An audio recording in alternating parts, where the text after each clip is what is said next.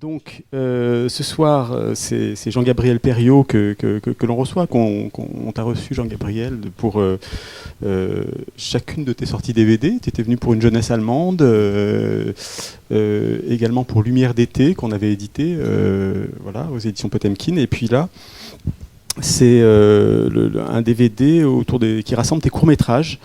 Alors voilà, encore une fois édité par les éditions Potemkin, par nous. Et puis associé à ce DVD où voilà, une sortie qui est concomitante et puis qui est nécessaire. C'est un ouvrage qui sort aux éditions La Découverte, qui s'appelle Ce que peut le cinéma, qui est un recueil d'entretiens avec le philosophe Alain Brossat.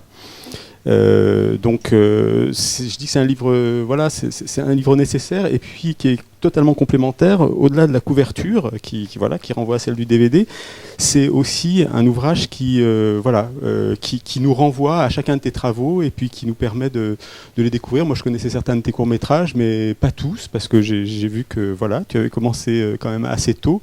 Et puis, avec cet entretien avec Alain Brossat, ça nous permet aussi, c'est vraiment une discussion à bâton rompu, mais en même temps qui est assez nourrie au niveau des références, au niveau théorique, mais ça nous permet d'explorer tous les aspects de ton travail, et ça rend la chose passionnante.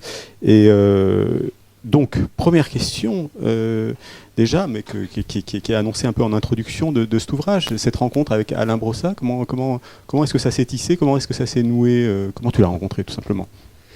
Bonsoir. En fait, Alain, c'est un peu les hasards. En fait, quand j'avais fait 200 000 fantômes, le film d'archives sur Hiroshima, j'avais lu tout ce que je pouvais trouver autour de Hiroshima, et il y a beaucoup de choses sur Hiroshima, mais pas grand-chose en même temps. Il y a beaucoup d'œuvres, enfin beaucoup de textes historiques. Il y a des témoignages de survivants, mais des livres qui permettent de penser l'événement, il y en a très peu. Il n'y en a pas, quasiment. Donc il y a un auteur qui s'appelle Gunther Anders, qui a beaucoup écrit sur Hiroshima, et je suis tombé sur un texte assez court, mais très dense et très fort d'Alain Brossat, pour une édition autrement sur le nucléaire. Et le texte, c'est ce type de texte qui permet de mettre des mots sur ce qu'on cherche. Voilà. Et du coup, quand je finis le film, je lui envoie le DVD. Et aussi, ce qui s'était passé entre-temps, c'est que du coup, je m'étais dit, tiens, il a l'air intéressant, ce philosophe, regardons ce qu'il a écrit. Et en fait, il a écrit dans sa biographie, des biographies, il a écrit le bouquin peut-être de référence français sur les femmes tondues. Moi, je sortais du Tel été criminel. Il a écrit sur les prisons, qui est un de mes sujets d'intérêt. Il a écrit sur les catastrophes en général de l'histoire. Il a écrit des livres très politiques, très engagés. Et je m'étais rendu compte que déjà, j'en avais lu certains de ces textes. Mais je suis très mauvais pour me rappeler du nom des gens, sans vraiment faire attention. Puis des fois, quand je fais des films et que je commence à lire, je lis tellement que la mémoire se perd un peu. Et du coup, voilà, j'étais contente de le découvrir. Je lui ai envoyé un DVD. Il m'a répondu en m'envoyant un livre. Et on a commencé à échanger. Donc on a une relation, du coup, de 100 000 fantômes, ça va faire un peu plus de 10 ans, où on échange beaucoup par email sur mon travail, sur ses livres, sur le cinéma en général ou certaines choses. Mais on n'a pas une relation, on ne se voit pas pour boire des cafés et parler de la vie, quoi. Mais par contre, on prend beaucoup de temps pour écrire. Oui, parce que alors, pour ceux qui ne connaissent pas le travail de Jean-Gabriel, parce que toi, tu t'intéresses assez tôt au cinéma, tu commences en étant monteur, c'est ça, ça a été ça ta première approche du cinéma, et puis tu as été en contact dans ce travail de montage avec de ce matériau que sont les archives. Et c'est à partir de ce moment-là que ça t'a intéressé et que tu en as fait une matière cinématographique.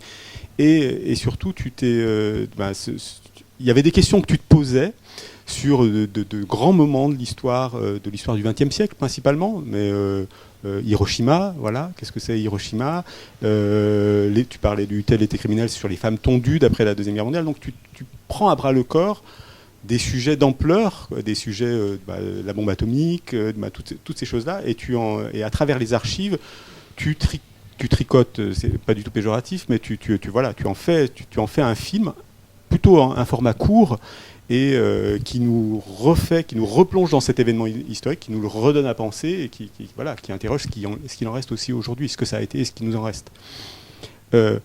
Ça, c'est une partie de ton travail, mais il y a toute une autre partie, moi, que j'ai découvert, des courts-métrages beaucoup plus personnels, où tu te mets en scène.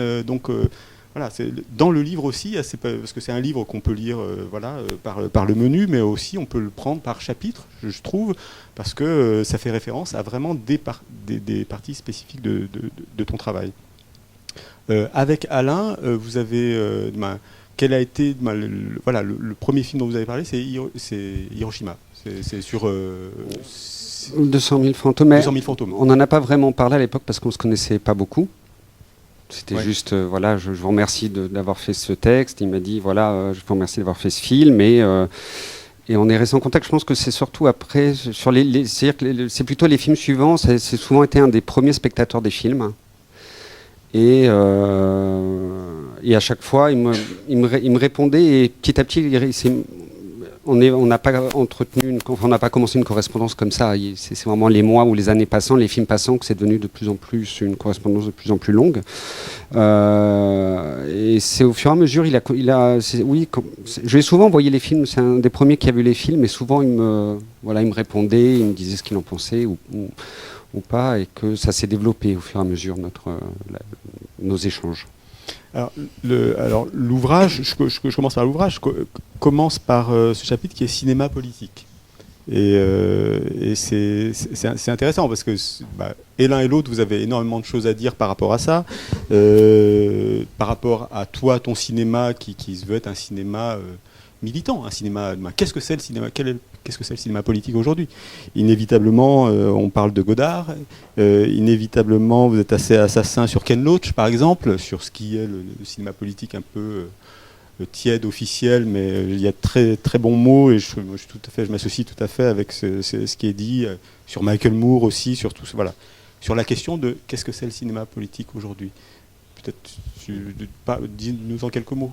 En tout cas, ce qui est sûr, c'est qu'on n'arrive pas à trouver une définition ni commune, ni chacun d'entre nous. Sur cette question-là de qu'est-ce que le cinéma politique. Ce qui est sûr, c'est que tous les deux, on est d'accord sur le fait que le cinéma politique, c'est pas un cinéma dont le sujet est la politique. C'est pas des films sur les élections, c'est pas des films sur des SDF, c'est pas des films dont le sujet lui-même serait un sujet politico-social, mais c'est plus que ça. Lui, Alain, ce qui l'intéresse beaucoup dans le cinéma, c'est deux choses. C'est la figure du peuple, comment le peuple peut être représenté, ou comment il a pu être représenté, plutôt, et beaucoup moins aujourd'hui, et quand ça dérape d'une certaine manière, quand le programme est quelque chose dans un film fait que d'un coup ça déborde, ou ça change, ou il y a un inattendu, et là il va chercher ça. Moi je reste un peu plus... ouvert sur... Autant j'ai du mal à définir, autant je sais qu'il y a des évidences, il y a des films où on sait que c'est du cinéma politique, on sait que c'est important, mais j'arrive pas à trouver de lien entre différents types de films. Même on prend des exemples qui n'ont rien à voir, et c'est très dur de les mettre ensemble. Mais en tout cas, je pense que j'ai un peu plus l'espoir dans un cinéma qui puisse être politique que Alain. Il y a la matrice, un peu l'opposition, parce que ça nous fait un peu replonger dans nos histoires du cinéma. Vertov, Griffiths, le cinéma révolutionnaire d'un côté, hollywoodien de l'autre. J'aime beaucoup, encore une fois, ce que vous dites sur Godard, sur les Godard, sur les différentes périodes de Godard, et ce que je crois que c'est toi qui le dis, sur des moments de cinéma comme ça, attrapés, comme si son cinéma n'était pas dans ces films ne sont pas dans leur entier pas intéressants ou pas politiques, mais il y a des moments comme ça qui sont un peu suspendus et qui sont du cinéma politique. Et le film dans son intégralité ne pourrait pas être tout le temps politique, quoi. Moi, je sais pas si je redonne correctement. Expérience de cinéma, il y a toute une partie sur la démocratie du générique. Alors donc il y a toute une partie comme ça où vous décortiquez les génériques, l'évolution du générique, les noms qui sont mis en avant, ceux qui sont tus ou dont on n'a rien à faire, et tout ça. Donc ça, je trouve que c'est et drôle et en même temps totalement significatif. L'inconfort de la blague. Alors l'inconfort de la blague, ce sont tes films de jeunesse, peut-être Non, parce que j'en ai... Ça, j'en fais plus beaucoup, mais par exemple, un film, celui qui s'appelle 67, Les Tomates, ça doit dater d'il y a peut-être déjà 5 ans. Ça, c'est vraiment un film bête aussi. Enfin, que je mets dans cette série de films de blagues. Je pourrais en faire plus, mais j'ai pas le temps. Oui. C'est des films qui te prennent moins de temps, ça. Oui, c'est des trucs de vacances. Ça prend 2-3 jours et puis. Donc tu nous fais toute une histoire, toute une sorte de géographie de l'industrie de la tomate et comment les tomates qu'on mange sont pas très, sont un peu de la merde, comme tu le dis, et comment tous les circuits de production et tout ça, il y a quelque chose qui est drôle et puis signe des temps aussi, assez passionnant. Il y a un moment, alors voilà, où tu parles, ça c'est un peu plus ancien, Gay, moi que j'avais pas vu, où tu parles de ton homosexualité, quelque chose face caméra, quelque chose de très, en même temps. Très, très frontal, quoi, voilà, par rapport à ça, une sorte de coming out comme ça, un peu coup de poing et politiquement non correct.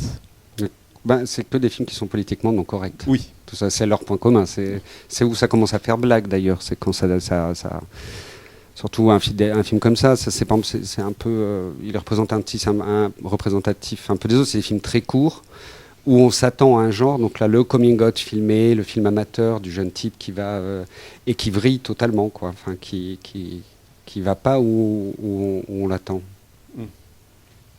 Qui est destiné à la famille, mais bon, est-ce que ta mère l'a vu, ce film ? C'était pas du tout pour la famille. Pas du tout pour la famille. Non, mais ça par exemple, moi j'aime...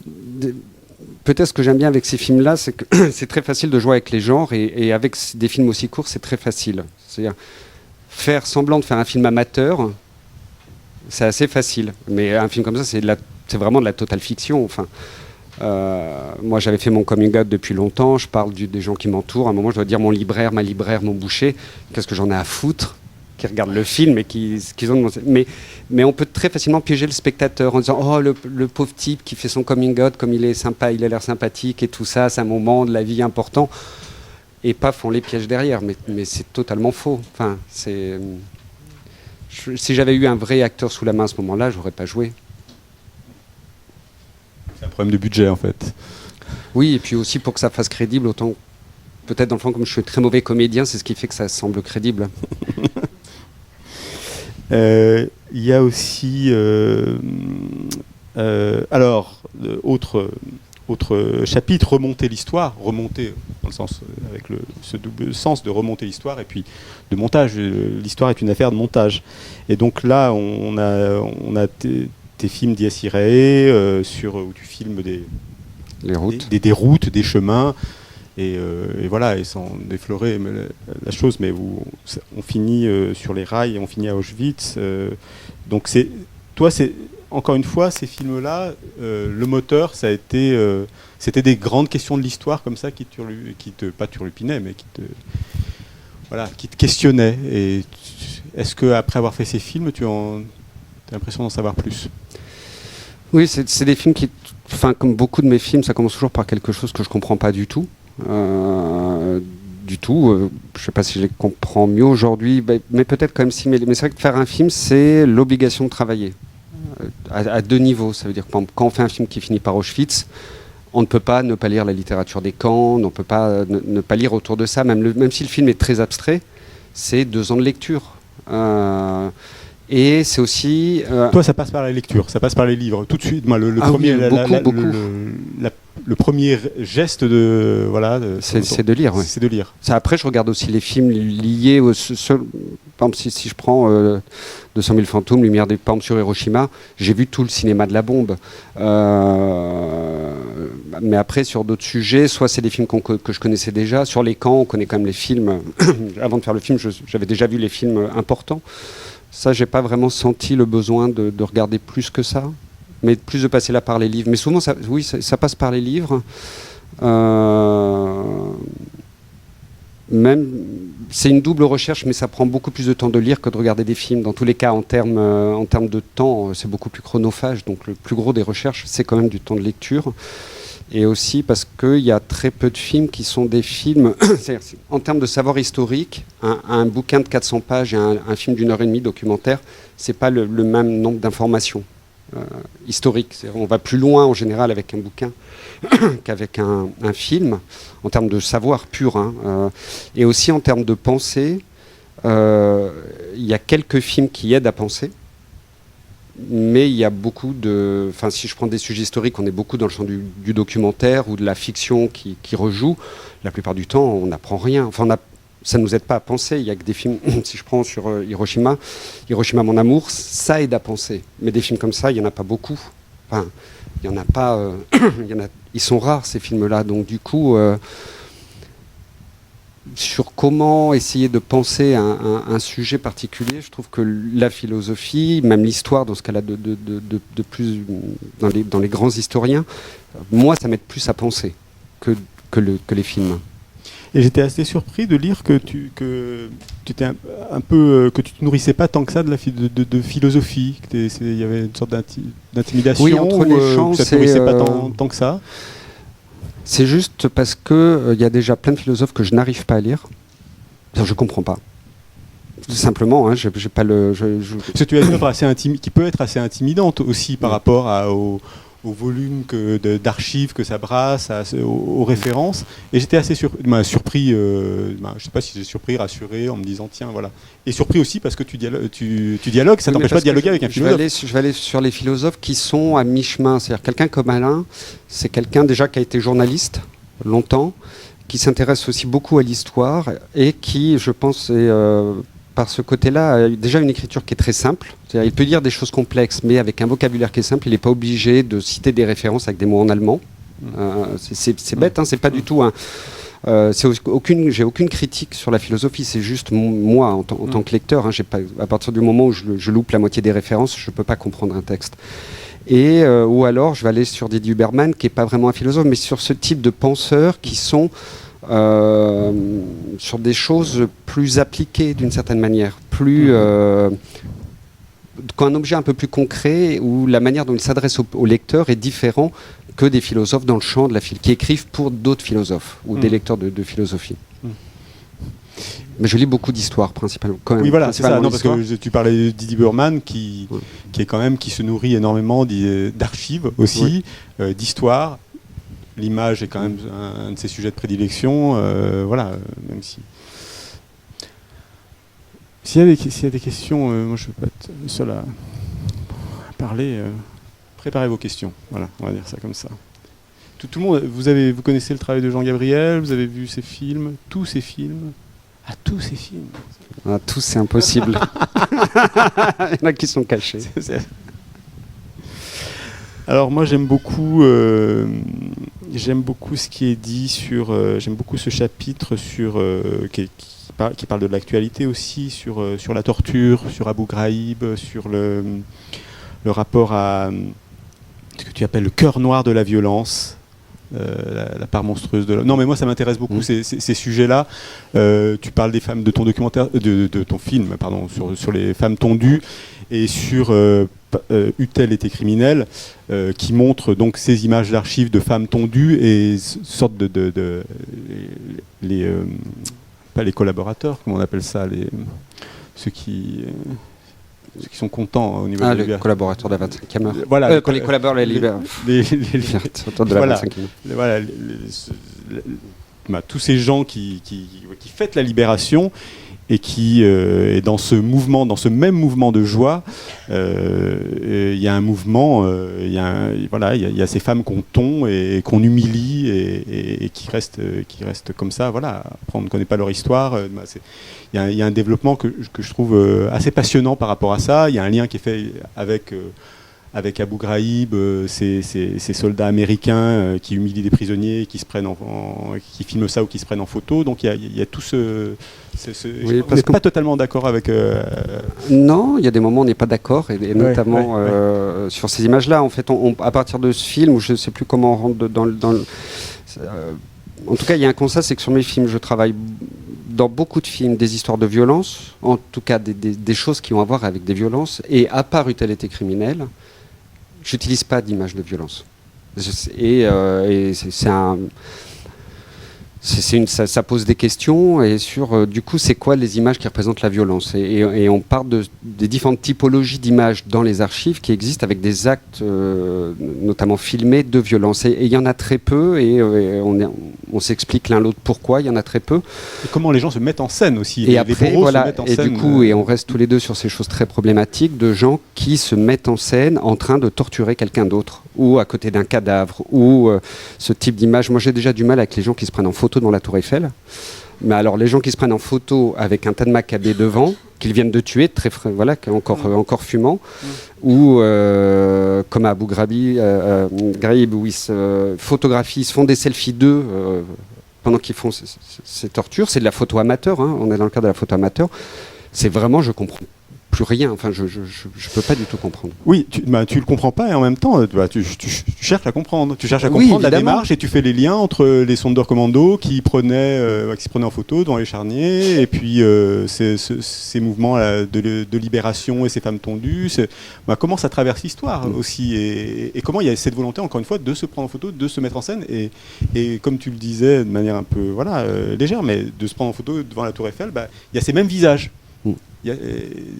C'est quand même assez énigmatique que tout ça parcourt l'histoire de notre XXe siècle. Mais voilà, je pense que ça a commencé plus tôt quand même.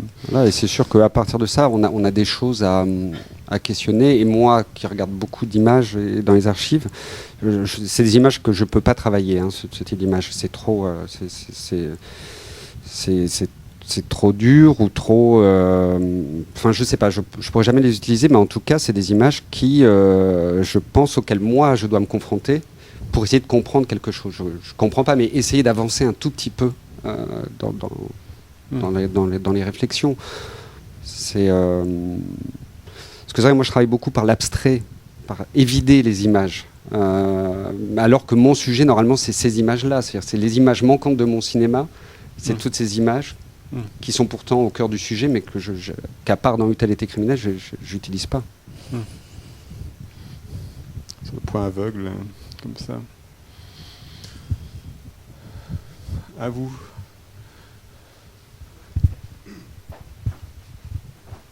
Bonjour. Bonjour. Je connais pas tous vos films, donc je sais, bon, c'est une question un peu ouverte, quoi. Je sais pas si vous l'avez fait, mais j'ai vu que des films où vous travaillez à partir d'images d'archives, et du coup je voulais savoir si vous avez aussi travaillé déjà à partir d'images médiatiques contemporaines, quoi, d'aujourd'hui, des images amateurs, ou ça vous intéresse pas du tout, quoi. Je l'ai fait un petit peu, par exemple, j'ai fait un clip pour Michel Clou qui s'appelle Nous, avec c'était il y a 2 ans et c'était que avec des images de Black Lives Matter ou de révolte contemporaine. Ça, sur les films un peu agite-prop, We're Winning, c'était des images contemporaines à l'époque.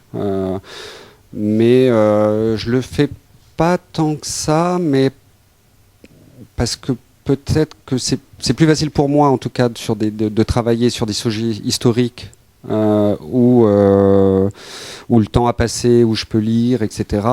Si je devais faire quelque chose sur un conflit, par exemple violent, par exemple sur la Syrie, par exemple aujourd'hui,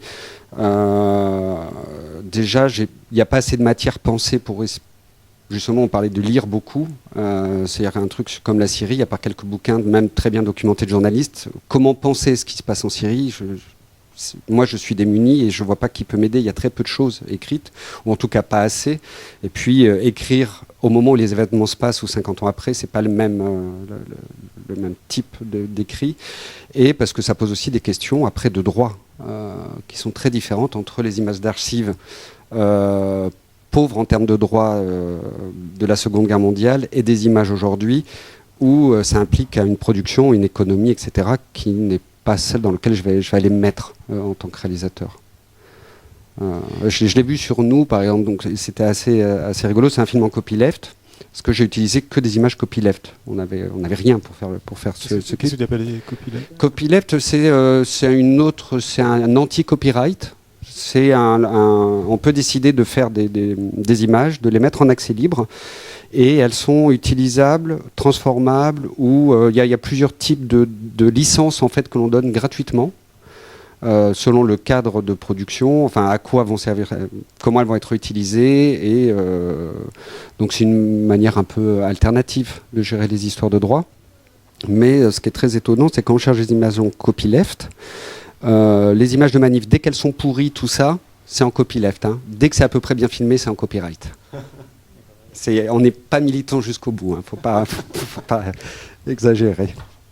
Est-ce que tu avais vu ce film de Oussama Mohamed, Eau argentée, où il avait récupéré des images de youtubeurs sur la guerre en Syrie, et il y avait quelque chose comme ça de... Non, j'ai toujours le DVD, mais on m'a dit... Je pense savoir de quoi... Je pense que ça pourrait être intéressant. Oui, mais je crois que je vais avoir du mal à le regarder. Du coup, à chaque fois, ça fait toujours partie de ce type de film. On se dit, oulala, je sais pas, peut-être pas aujourd'hui. Ouais, non, mais oui, après, ça a l'air très dur quand même. Ah oui, c'est totalement dur, mais par rapport aux images d'actualité, ça rejoint la question de monsieur là, sur l'image d'actualité, comment la traiter et comment réussir à la mettre à distance, tout de même, pas se prendre toute la violence de ce conflit et des images. Lui, il avait son processus, c'est-à-dire sa place à lui d'appartenir à une histoire, mais d'être à l'étranger, et de travailler par correspondance, du coup, de voir par Internet les images, et du coup de réemployer ça d'une certaine manière dans son film. Il y a une logique de mise en scène qui vient de sa situation. Et en plus, il avait une envie folle il se sentait très coupable de ne pas être sur le terrain, d'être en France alors que le combat à mener était en Syrie. Donc il avait cette énergie-là de contribuer à sa manière à la lutte. Voilà. Mais bon, parenthèse fermée.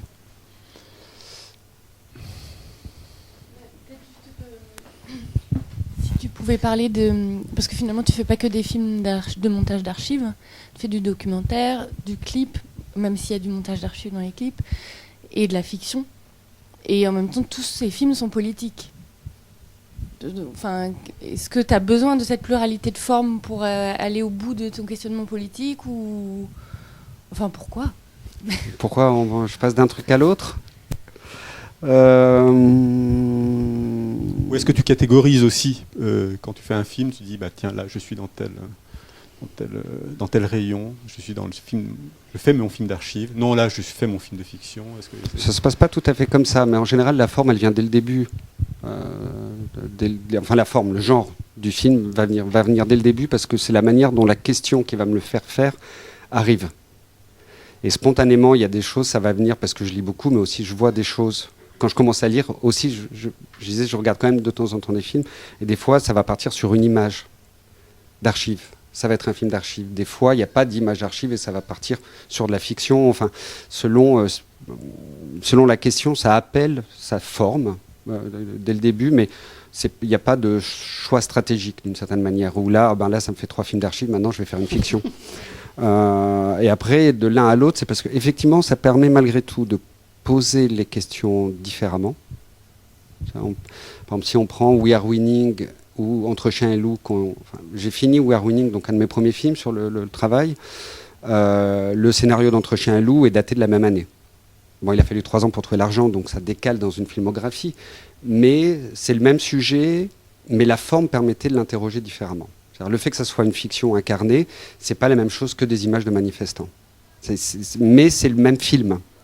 Ou 200 000 fantômes et Lumière d'été, c'est le même film. C'est plus que la même thématique. C'est presque les mêmes questions. Voilà, tu te poses la même question, mais tu la résous esthétiquement. Ouais, il y a une petite chose qui bouge dans la manière de la formuler, cette question. Mais dans le fond, je vois pas la différence, moi, dans les genres. Je sais qu'il y en a, et c'est pas la même chose que de faire un tournage et de se retrouver à faire des sur la table de montage, tu dois quand même voir des choses différentes, quoi.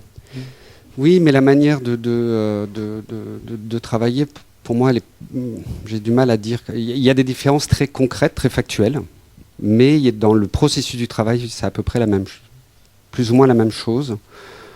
Mais il y a quand même une question, je me perds un peu, mais c'est un peu contradictoire. Et en même temps, ce que j'aime bien d'en passer de l'un à l'autre, c'est le fait de pas faire en permanence des choses que je sais faire. C'est-à-dire prendre des images d'archives de femmes tondues ou de gens qui sont torturés quelque part, faire des ralentis, etc. Je pourrais en faire 40 000.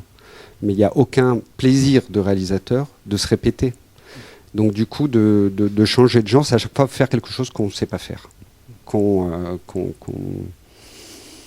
Enfin, j'ai pas encore fait le tour de toutes les manières de travailler. Et c'est un plaisir de se dire, bon tiens, je vais faire quelque chose, je sais pas.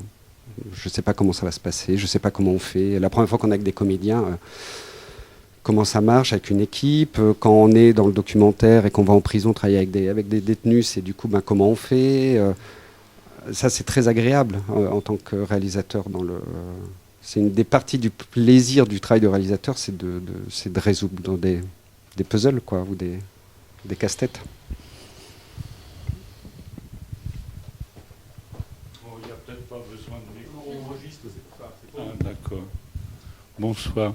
Je suis un peu gêné de me lancer dans cette conversation, dans cette discussion, alors que j'ai vu aucun de vos films, ni fiction, ni montage. Bon, il se trouve que j'ai bien connu, il y a longtemps, Alain Brossat, et je me disais que c'était une occasion de venir le saluer. Non, il est en Turquie ce soir. D'un autre côté, je m'intéresse quand même au cinéma. Bon, je ne suis pas venu vous raconter ma vie, à vous écouter, ça a éveillé une ou deux questions que je vous soumets avant d'acheter les cours et de découvrir. Si on parle ne serait-ce que d'Hiroshima, pour moi, qui n'ai jamais réussi à voir le film de René, ça renvoie d'abord et avant tout à un géant qui n'a pas été évoqué, c'est peut-être le moment, qui dans Level 5 a traité très longuement, sous une forme très originale, la question de la fin de la guerre au Japon. C'est Chris Marker. Bon, c'est par ailleurs quelqu'un qui a fait beaucoup de montages sur des archives. Donc, je voulais vous poser une question assez générale. Comment vous pouvez revendiquer en partie ou en tout l'héritage de Chris Marker, qui est tellement immense qu'on n'aura pas assez de la soirée pour en parler. Bon. Et la deuxième question, puisqu'il a beaucoup été question de politique dans votre démarche, et un peu de la violence, c'est qu'est-ce que vous tirez, mais là encore on n'est pas tout près de votre travail, du boulot de cet Américain Oppenheimer, qui a documenté à travers 2 films extrêmement originaux les massacres anticommunistes de 1965 en Indonésie, en particulier en faisant revivre aux tortionnaires et aux assassins leurs actes. Bon, c'est une façon peut-être de pouvoir échapper aux images à travers une espèce de recréation, de mise en scène. Voilà, c'est beaucoup de questions. Mais pas tant que ça. Non, Chris Marker... Il est question de Chris Marker dans l'ouvrage. Hein. Oui, Chris Marker... j'aime pas beaucoup les listes, mais si je dois citer quelques réalisateurs très importants pour moi, sur les doigts d'une main, il fait partie des 5. Et pour autant, il y a toujours des choses qui m'ont un peu échappé de Chris Marker. Certains films, il y a des films que j'adore et il y a des films que je comprends pas. Godard, il y a des films que j'adore, il y a des films que je déteste, mais je sens que par exemple, Godard, j'aurais pu m'engueuler avec lui. C'est important de se dire on peut s'engueuler avec quelqu'un. Chris Marker, je pense que il y a un endroit où j'arrive. Juste par curiosité, lesquels de Godard et lesquels de Marker de quoi que tu aimes et que tu détestes chez Godard, et Marker, ceux que tu... Godard à partir des années 80, et sauf son travail d'archives. Ça, je peux pas, assez fiction des années 80-90, là j'ai beaucoup de mal au son cinéma, ce qu'il fait aujourd'hui, mais en même temps il fait Je vous salue Sarajevo, qui est un des plus beaux films du monde. Début juste pendant... Tu peux pas le travail qu'il a fait pour Antenne 2, tout ça là, France Tour des Tours, moi j'aime jusqu'au groupe Dziga Vertov. D'accord, ok. Voilà. Grosso modo, après il y a toujours c'est difficile de donner, mais jusqu'au moment, enfin, tant qu'il se posait la question vraiment du cinéma, c'est des choses qui m'intéressaient beaucoup. Et tu trouves qu'à un moment, il arrête de se la poser? Oui. D'accord. Enfin, c'est très, je me permettrai, c'est vraiment très personnel. Mais sur Chris Marker, ce qui m'engage plus sur Chris Marker, l'endroit où je pourrais me sentir, moi, proche de lui, c'est justement le côté bricolage du cinéma. Ça veut dire, Chris Marker, c'est quelqu'un qui a fait de tout, de tous les formats, il a travaillé avec plein de gens. Pour lui, le travail du cinéma, il est très large et sans jamais, là, contrairement à Godard, le primat du long métrage et de la fiction. C'est quelqu'un qui a fait des films avec sa petite caméra et quelqu'un qui a fait des films d'une grande ampleur, très large. Mais ce qui va toujours me séparer globalement de son travail, ou de celui de Godard, ou de tous ceux que je pourrais citer, c'est l'endroit où ils étaient, eux, dans l'histoire. C'est-à-dire que ce qui est fascinant avec Chris Marker, c'est qu'il a saisi son époque et la manière dont politiquement, il pouvait la saisir. C'est quelqu'un de ce moment-là. Aujourd'hui, on est limite castré en tant que cinéaste sur les questions du politique et de l'implication au monde. Je suis beaucoup plus spectateur. Pourquoi vous vous sentez castré par l'époque? Oui, parce que le rapport aux politiques est totalement différent. Totalement différent. Je veux dire, la prise de position que pouvaient avoir ces cinéastes-là à leur époque est très différente de ce qu'on peut faire aujourd'hui dans une société qui globalement s'en contrefout de la politique, de ce que c'est que militer, de refuser. On n'est plus dans le même temps et je suis un réalisateur de mon époque. Chris Marker est un réalisateur de son époque. Moi, c'est une époque qui me rendrait nostalgique. En tout cas, pas nostalgique, mais j'aurais préféré vivre à ce moment-là qu'aujourd'hui. Mais c'est ça qui va me différencier de Chris Marker. Mais non, je comprends pas. Comment tu peux être de ton époque alors que toi, tu as l'impression de faire un cinéma politique engagé et que l'époque est désespérante, quoi. Oui, mais moi, je fais un cinéma à la fois daté dans l'idée. Je trouve. Enfin. Comment tu écris daté? Parce que je fais un cinéma qui pourrait être un cinéma des années 60. Ah oui, d'accord, oui. Plus, à part j'ai des outils technologiques d'aujourd'hui, donc oui. C'est un vernis moderne. Mais la seule chose qui va vraiment me différencier de cette époque, contrairement à Chris Marker, qui est un très grand, quelqu'un qui maîtrise le langage, moi je ne maîtrise pas le langage. Langage cinématographique? Non, savoir écrire un texte, une voix off.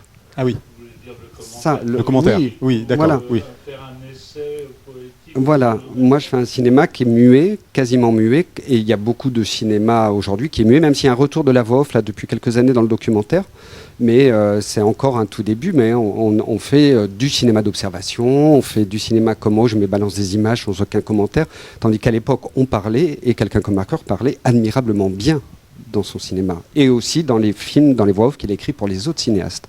Et ça, c'est une vraie rupture en termes de phoque.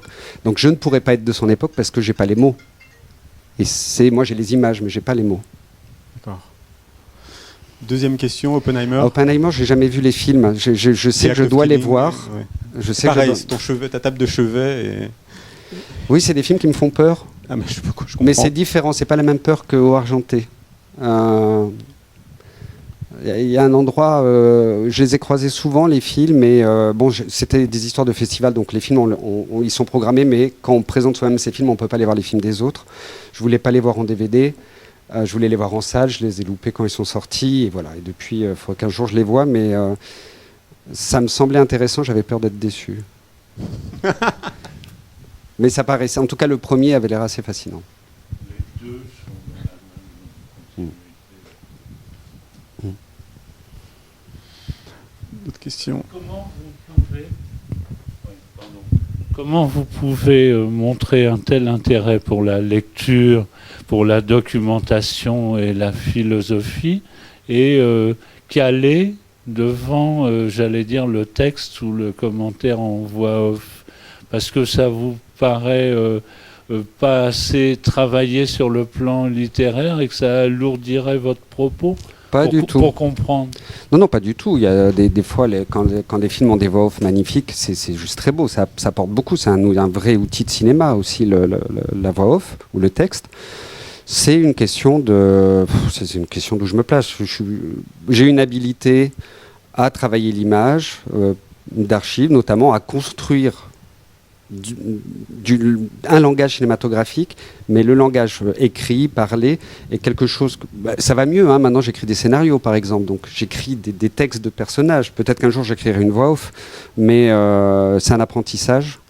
Mais je pense que, là c'est que mon point de vue, je pense que pour réussir à parler du monde, il faut réussir à le comprendre, et tout m'échappe trop pour réussir à... Et puis la voix off qui va dire que j'ai rien à dire sur le sujet du film, c'est pas très intéressant. Ça a déjà été fait. Ça a déjà été fait, c'est rarement très intéressant. Et là, je trouve que Chris Marker, c'est quelqu'un qui savait regarder, qui savait penser, qui savait réfléchir le monde en même temps qu'il en faisait l'expérience par le cinéma. Moi, j'arrive pas à faire ça. Mais c'est... Moi, je trouve que c'est une vraie question, ça, un cinéaste qui comprend son temps, qui saisit son temps. Moi, je pense souvent, un cinéaste que j'aime un peu, mais voilà, que j'admire pas la folie, qui est Wenders, qui à un moment, on sent vraiment qu'à un moment, son cinéma s'écroule, quoi. C'est-à-dire que qu'il ne comprend plus son temps, qu'il est totalement anachronique, et il continue, ça l'empêche pas de continuer à faire des films. Mais c'est fou de voir que quelqu'un a été autant en phase avec son temps à un moment, et au bout d'un moment, voilà, il est plus à la mode. Je sais pas s'il est à la mode, mais il n'arrive plus à dire des choses. Et moi, ça me parle beaucoup. Pour Godard, je suis moins d'accord, mais voilà, je trouve que c'est assez étonnant de se dire qu'il n'y a pas quelque chose d'intemporel dans le cinéma ou dans un cinéaste qui aurait toujours quelque chose à dire, peu importe l'époque ou peu importe. Ça, c'est valable pour tous les arts. Et c'est valable pour... Oui, je pense, oui. Ouais. Non, c'est normal. Après, peut-être ce qui est difficile à quelqu'un comme Godard, je ne sais pas à quel point ça joue. Je pense que ça joue pour Godard. C'est le problème de quelqu'un comme Wenders, quand on atteint ce type de cinéma-là, celui où il est, on est sur des budgets de plusieurs millions. D'un coup, on s'habitue à une vie où il doit avoir un très bel appartement à Berlin, il doit avoir un appartement à Los Angeles, il prend l'avion en première. Enfin, ce type de truc qui fait qu'on est dans un cadre de vie au quotidien qui n'est plus tout à fait la réalité. Du coup, on fait un cinéma de plus en plus éthéré. Et à la fin, on fait des films sur le pape, quoi. Enfin, voilà, le Marqueur encore, il est resté modeste toute sa vie. Il a travaillé toujours dans son appartement. Enfin, il a pas. Donc, pour faire du bon cinéma, il faut rester pauvre, quoi, modeste. Non, mais ça dépend quel cinéma on fait. Il y a des gens qui ont pas. Il y a des gens, si on prend Bresson, on s'en fout de savoir il n'y a pas besoin d'aller travailler à l'usine pour faire son cinéma là. Ça dépend de quel cinéma on veut faire. Mais si on veut un cinéma qui soit un peu concret, un peu dans le réel, oui, il faut mieux éviter d'être dans des réalisateurs qui ont des niveaux de vie qui sont trop élevés, enfin qui coupent du réel, de ce que c'est que la vie de tous les jours. Oui. Je vais lutter contre le ventilateur. Bonsoir, merci beaucoup. Et il me semble que ce que vous disiez sur la manière vous parliez de plaisir quand vous parliez de formes différentes. Je pense que cette manière de se remettre sans arrêt en jeu est aussi politique. Et par ailleurs, cette manière que vous avez au fond, de ne jamais montrer la violence, enfin, quoique, hein, mais en fait de dire qu'elle est toujours là, ça c'est politique. Et quand vous disiez que vous essayez de voir, ils sont limités certes, de voir des films qui font penser ou d'en faire. C'est ça le cinéma politique, à mon sens. Vous disiez que vous ne parveniez pas à une... Enfin, je n'ai pas encore lu le livre, mais tout ça était clairement défini le cinéma politique. Ma question est sur la question sur la temporalité de votre travail, sur le faire. Il me semble que d'un film à l'autre, en tant que réalisatrice, j'ai le sentiment que ça s'agence de manière très différente entre le dernier film que vous avez fait pour l'opéra, qui devait s'organiser pas mal en amont, devait être basé sur des repérages. Nos jours absolument doivent être illuminés. En prison, c'est aussi quelque chose qui a dû se concevoir, qui devait être compliqué aussi administrativement, donc être pensé au cordeau. Peut-être pas, aussi il y a des choses peut-être qui sont arrivées comme ça. Mais je me demandais, et vous parliez surtout des archives, et d'un temps de lecture très long. Je me demandais pour les films d'archives en l'occurrence, où Jeunesse allemande qui vous a demandé je crois 10 ans de travail, si tout partait, comment ça se passait. Je pense que ça se passe différemment pour chaque film, mais est-ce que tout d'un coup, est-ce que c'est une image, est-ce que c'est un sujet, et ensuite vous parliez de formes petites, et ça c'est des lieux, c'est une manière de faire qui sont très très libres. Vous êtes monteur, donc vous pouvez monter comme ça. Quand vous disiez les films de vacances, c'est pas que ça. Il y a des choses qui se font très rapidement et qui peuvent être très puissantes, où on met beaucoup de soi.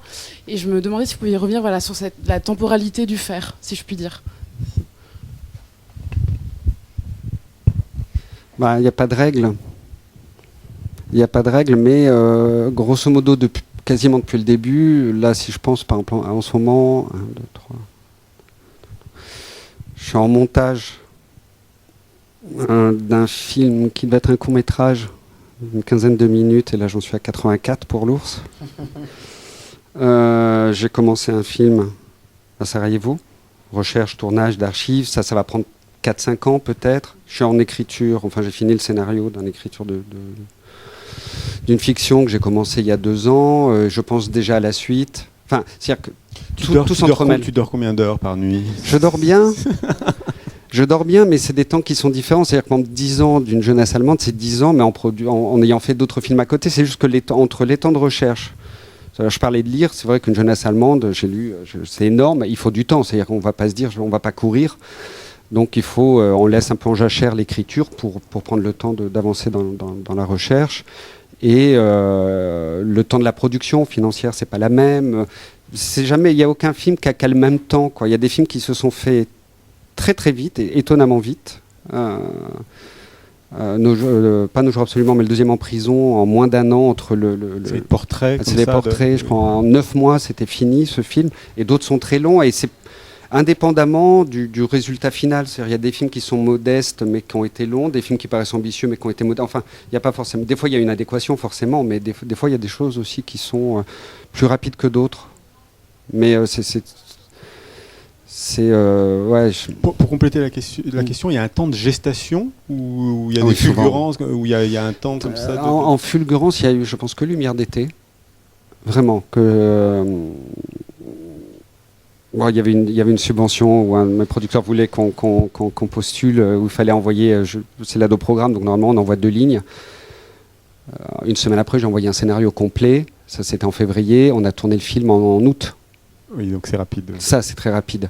Mais normalement, il y a des films que je fais, si on prend The Devil qu'on va regarder, je pense que j'avais décidé de faire le film 4 ans avant de le faire, 3 ans avant de le faire. Oui. Mais des fois, et pourtant j'avais les images. Hein. Enfin, mais c'est juste parce que c'est trop tôt. Oui. Enfin, c'est trop tôt. Il faut continuer à regarder, à lire, il faut réfléchir. C'est-à-dire, il faut que ça traîne pour un moment se dire tiens, ça y est. Là, je vais faire. Et c'est pas une question de calendrier ou de temps, de manque de temps. C'est juste que c'est pas le moment. Mais ça, c'est indécidable. C'est-à-dire, pourquoi un jour on se décide, on arrive le matin, on se dit tiens, aujourd'hui, je vais commencer ce film-là. Ou d'un coup, pourquoi sur les histoires de scénario qu'on est en fiction, il y a les idées, elles mûrissent, et il y a un jour où on commence à écrire. Mais des fois, c'est 1 heure après, des fois, c'est 2 ans après. Mais j'ai une espèce de petite liste dans ma tête comme ça de films qu'il faudrait que je fasse un jour. Elle n'est pas très longue. Présente-nous The Devil en quelques mots, avant qu'on le parle. Alors ça, c'est le premier film d'archives que j'ai fait où il y a de la parole. Je l'ai fait pendant une jeunesse allemande et il est un peu concomitant puisque pendant une jeunesse allemande, j'ai regardé tout le cinéma politique. Enfin, pas tout, c'est pas vrai, mais j'ai essayé de voir beaucoup du cinéma politique autour des années 60-70 et du coup, là, ça vient des films. Ce qui est assez rare, c'est qu'en fait, sur les Black Panthers, contrairement à d'autres sujets historiques, il y a très peu de littérature. Quasiment rien. En France, il n'y a qu'un bouquin, par exemple. Enfin, peut-être que depuis, il y en a eu 1 ou 2 qui sont sortis, mais à l'époque, il n'y avait qu'un bouquin. Fallait après aller un peu chez les bouquinistes pour en trouver un peu d'autres, mais malgré tout, très peu de livres, un peu plus en anglais, évidemment, mais pas tant que ça. Par contre, il y a un nombre incommensurable de films, et de films, en plus, de grands réalisateurs. Ça a été le sujet, les Black Panthers, pour beaucoup de réalisateurs à l'époque. Et du coup, il y a plein de films et il y a plein de très bons films. Et j'ai plus compris leur histoire par le cinéma, cette fois-ci, que par les livres. C'était peut-être le contre-exemple. Et du coup, j'avais envie de redonner à voir ce qui, moi, le plus surpris dans ce que je découvrais avec eux, que je connaissais à part 3 clichés, j'avais aucune idée de qui étaient les Black Panthers, c'est leur discours, la manière dont ils se positionnaient politiquement, la manière dont ils s'exprimaient dans les interviews, etc.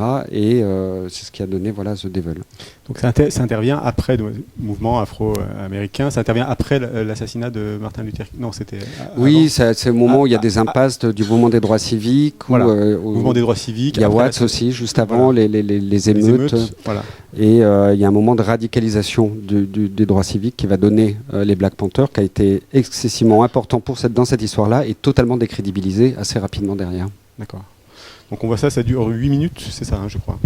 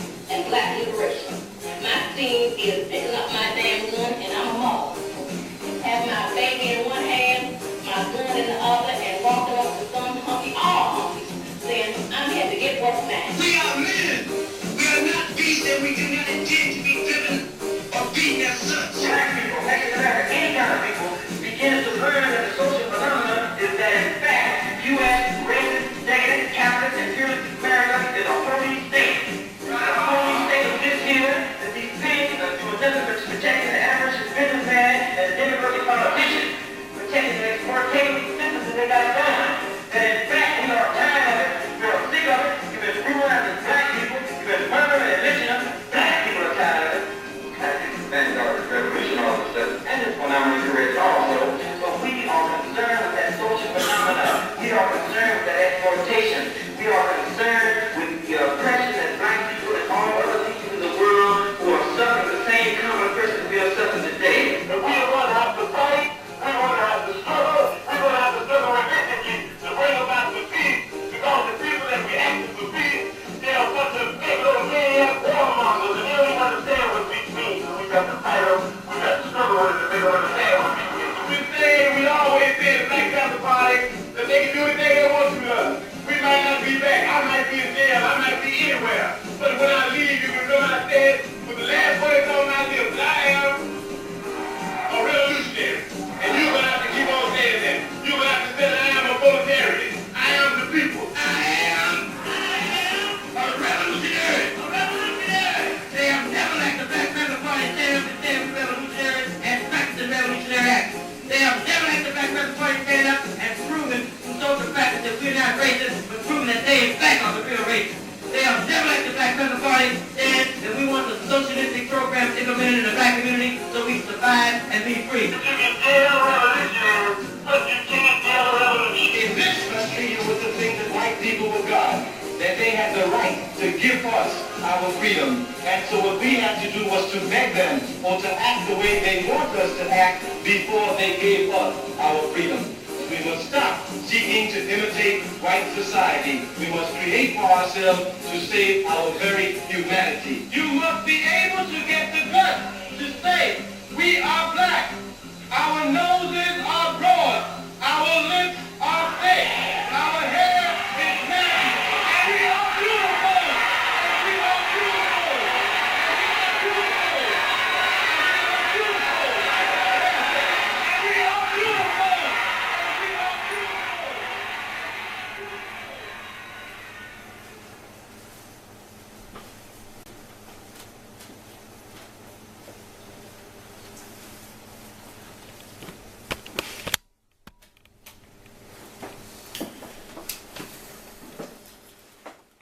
J'ai lu dans le livre que ce qui t'intéressait aussi dans ces images, c'était les corps aussi, les visages, les corps. Ça, c'était quelque chose qui était important pour toi.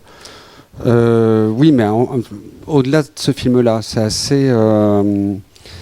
par exemple, dans la plupart des films d'archives, à part un ou deux plus abstraits, comme Diaciré ou Under Twilight, je n'utilise quasiment que des images qui cadrent des êtres humains. Et j'aime particulièrement les visages. Et ça se répète aussi quand je filme. Fiction ou documentaire, par exemple, je suis incapable, je sais pas pourquoi, hein, de filmer un plan sans personne dedans. Et je suis incapable de faire un plan large. C'est-à-dire, non seulement il faut qu'il y ait des gens dans le cadre, et en plus, je passe 3/4 du tournage à faire que des gros plans de visage. Et dès qu'il faut élargir tout ça, pourtant en tant que spectateur j'adore ça, quand un plan large est réussi, ça donne de l'espace, etc. Mais j'y arrive pas. Et c'est vrai que sur ces questions du corps, là dans ces images-là, ce qui est incroyable, c'est l'avant-dernière partie, le moment où les Black Panthers font des parades un peu militaires comme ça, et on voit que c'est pas des guerriers. Enfin, il y a un truc de corps dans ces parades qui est très singulier, que j'ai assez peu vu. Et qui dit beaucoup. Ça dit beaucoup de choses. Tu avais vu le documentaire de Raoul Peck Si.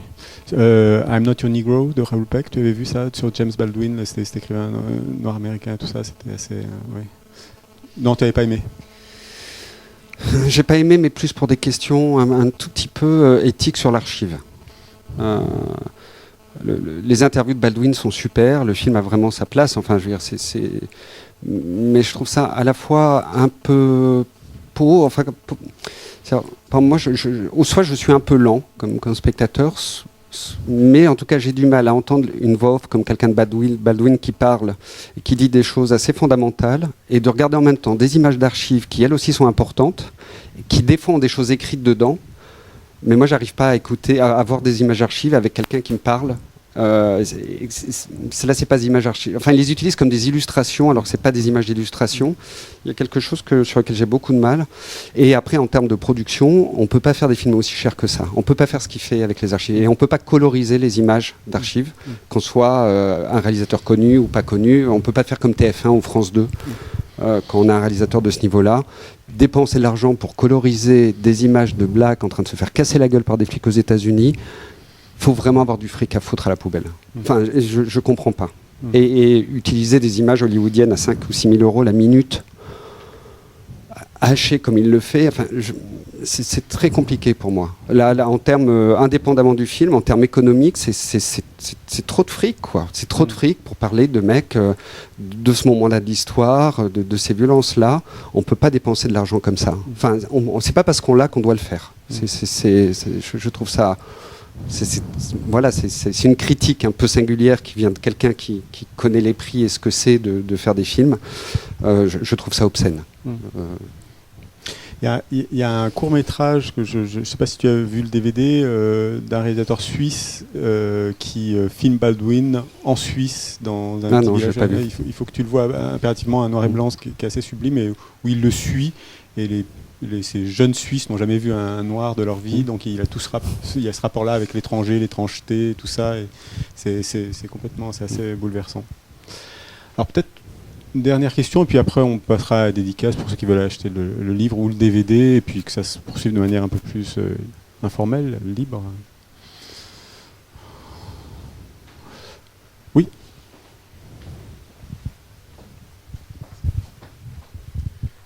Bonsoir. Moi, j'avais une question plus sur la production, mais plutôt justement sur la diffusion. Quand je vous ai connu la première fois, moi c'était par Internet, Vimeo, et j'étais agréablement surpris de voir beaucoup de films, pas tous les films, mais beaucoup sur Vimeo.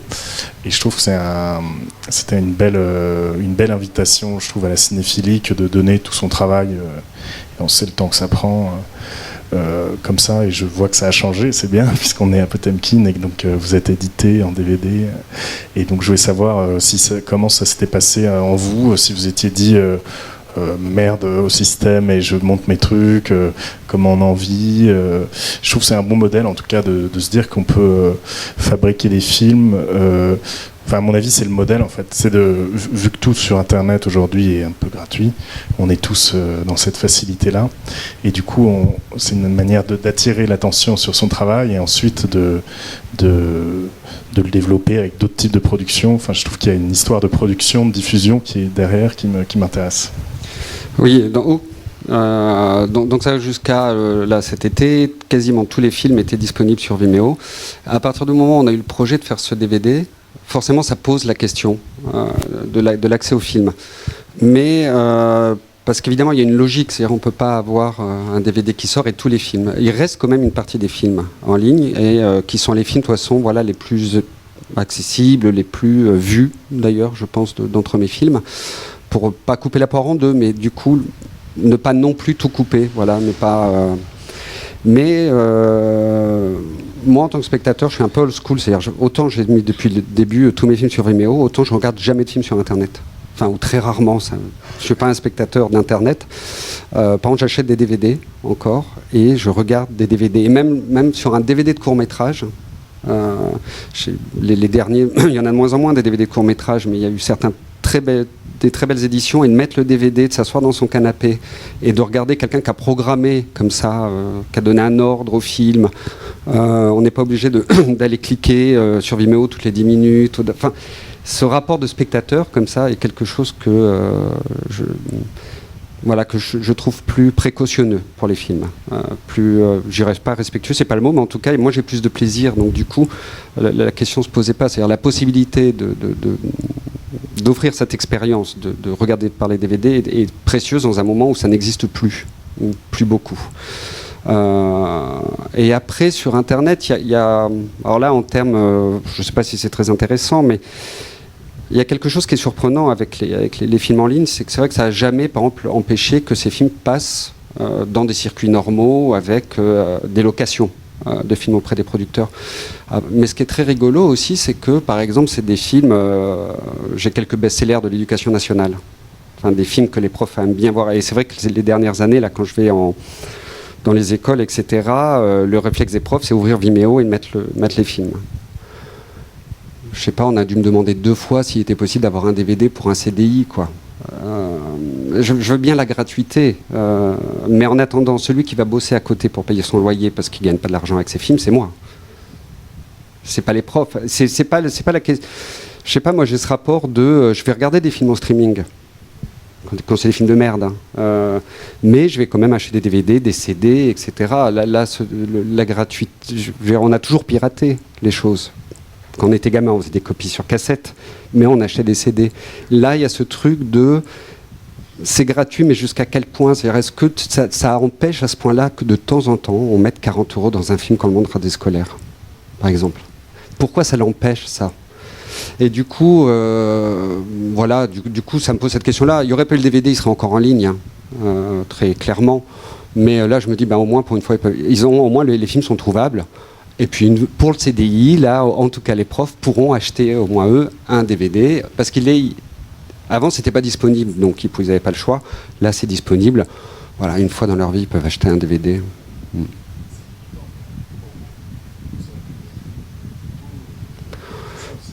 Oui, il y avait eu des éditions il y a quelques années sur les premiers.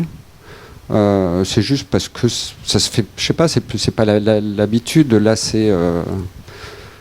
là, on est dans une maison qui respecte ça. Le livre sort en même temps. Enfin, il y avait une espèce de logique de le faire maintenant. Et puis, du coup, ça remplissait aussi 2 DVD. C'était pas le cas avant. Avant, il aurait fallu choisir une partie des films. C'est-à-dire, on aurait mis que l'archive ou que le documentaire. Là, on pouvait tout mettre. Même quelques bonus un peu... Tout l'inavouable n'est pas dessus, mais il y en a déjà une partie. Donc, alors, non, dernière question, tes projets, est-ce que tu veux oui, tu nous en as un peu parlé, mais les projets les plus prochains, quoi, les plus immédiats, les plus ce qui est...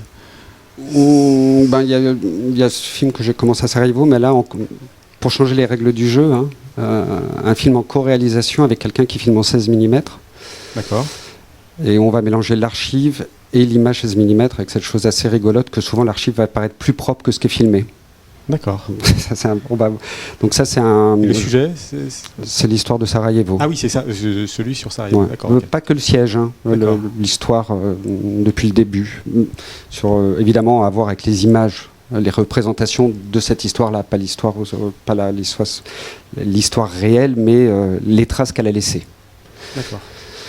Et une fiction, une comédie musicale. Comédie musicale, d'accord, ok. On peut avoir plus d'informations ou Non, c'est logique. Parce là, on parle beaucoup de catastrophes, de destruction, d'histoire, et en même temps, un des fils rouges de ma filmographie, c'est la musique aussi. C'est-à-dire le rôle de la musique. Les 2 premiers documentaires filmés que j'ai faits sont des documentaires chantés.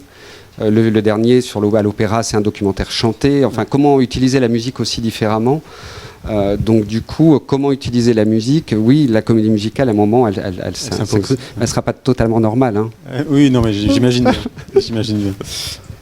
Bon, donc le DVD court-métrage, Short Movies, Jean-Gabriel Perriot, et Ce que peut le cinéma, donc livre d'entretien avec Alain Brossard. Sur la table, il y a Une jeunesse allemande aussi, et Lumière d'été, qu'on avait édité, qui sont là. Puis moi, je t'avais fait choisir quelques DVD que j'ai mis sur la table, une sorte de top 10 qu'on mettra en ligne, donc ça permet aussi d'avoir un aperçu des films qui sont importants pour toi. Merci beaucoup Jean-Gabriel d'être venu. Merci à vous.